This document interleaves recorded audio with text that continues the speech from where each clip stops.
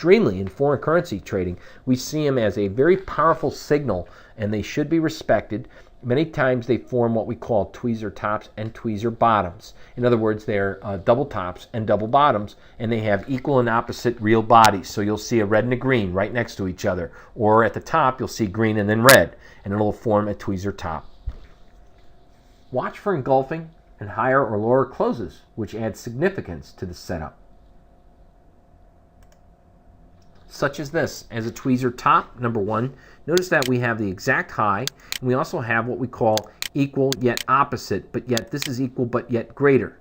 Because see what we have happen? The second candle, if you notice here, the second candle, our red candle, actually does what? Closes below the low, marginally, but closes below the low. So we have a tweezer top, this is an exact high.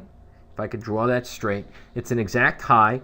The real body here is oppositely matched, and the market closes below the low. That's a very bearish sign. You want to do just as, take that as a sign as a low close doji as you would for an LCD, but this would be just a lower closing low. So I call it a lower closing low pattern. Unfortunately, you need to sell on the close or the next open, and your risk is a stop close only right here above, stop close only above this high, this level right there.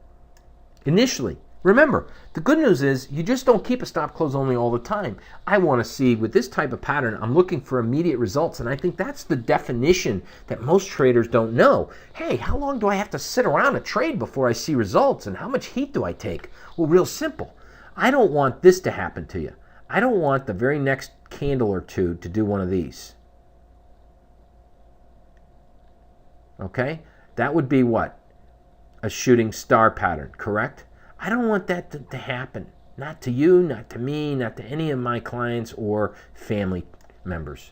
Because I don't want you to become a shooting star. That's why I use a stop close only. Sometimes we can see that market goes back and retests, and then again you'll see the market just fall out of bed.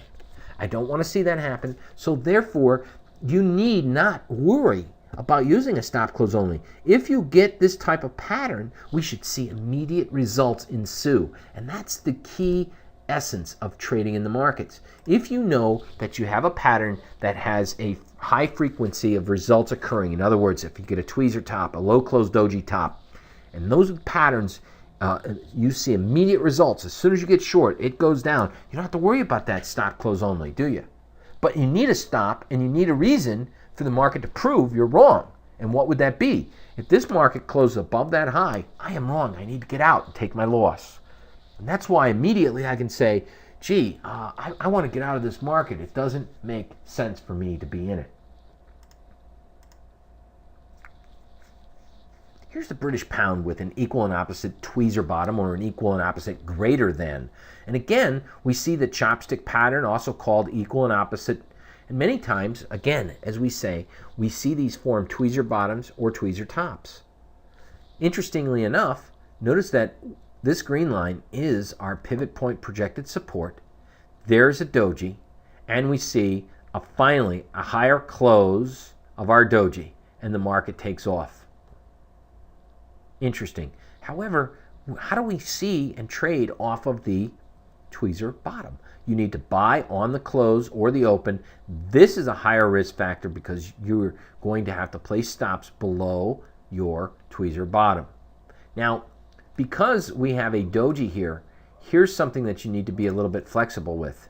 You can place a stop close only below that doji low, especially if you have a trigger to go long above the doji high.